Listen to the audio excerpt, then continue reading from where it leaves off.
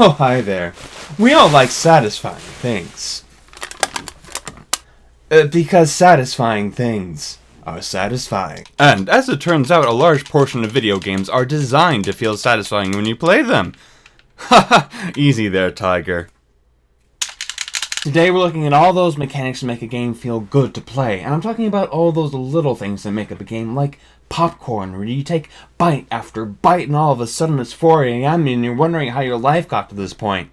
Here's my take on things in video games that keep you coming back for more. Top 10 most satisfying things in video games. One of the essential elements of a good RPG, the thing that breaks up the grinding like a beautiful beam of light through the clouds, is the sweet, sweet reward of leveling up. Whether it's working toward getting new skills or becoming more powerful, leveling up is a reminder that you're actually making progress in the sweeping storyline of the game.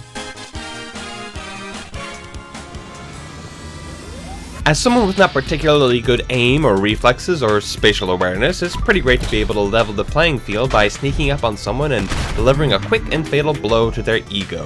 I think TF2 is my favorite arena for this because of how much care they put into the mechanic. I especially like that certain weapons leave proof that you literally stab someone in the back. To play the game, Grasshopper, you must first buy the game. With the advent of Steam and its addictive sales, grabbing a game for 75% off can desensitize the experience. But with those few games that you're really looking forward to, getting hold of the physical game is great fulfillment. Plus, if the game isn't good, you're still in that magical high of shedding money for possessions. I do miss the days where everything came in a box and ripping apart the packaging was half the fun.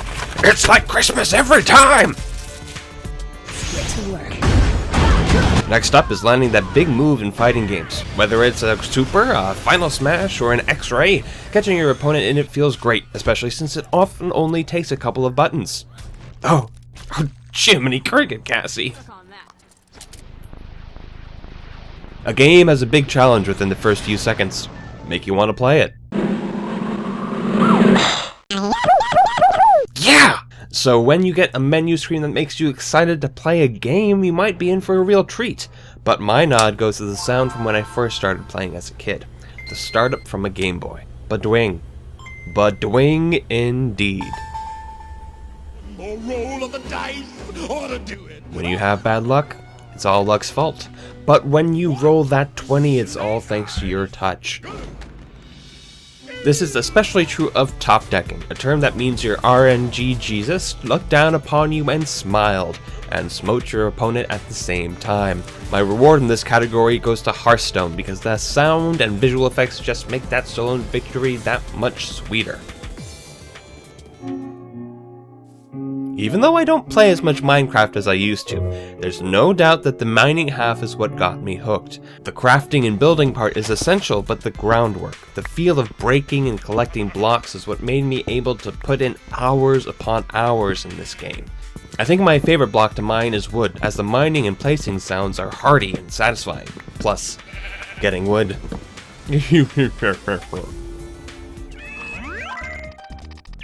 I have never gotten into Candy Crush because I believe I would be too addicted to it. Based upon the success of Tetris and the like, the sensation of popping similar colored sets could be number 1 on this list, but for me personally it sits right about here. My favorite is actually Puzzle Bobble, otherwise known as Bust a Move, because of the sound and the bank shot mechanic. Plus look at how cute Bub and Bob are. Aww. Who doesn't love a celebration on top of getting necessary things? Even the shortest ta-da can make you feel like you accomplished something big. From the short triumphant blast to the crescendos up to the big reveal of the new loot you got, adding a little pizzazz just makes getting these things special.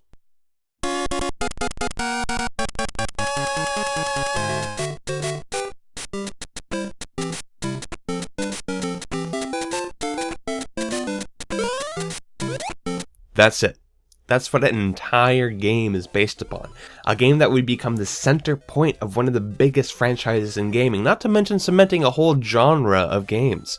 This beats out everything else for me because of the amazing simplicity that works so well in so many different situations.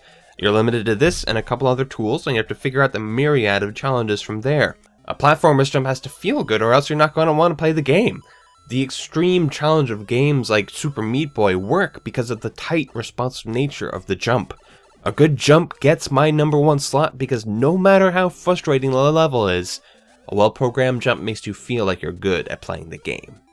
And that's satisfying.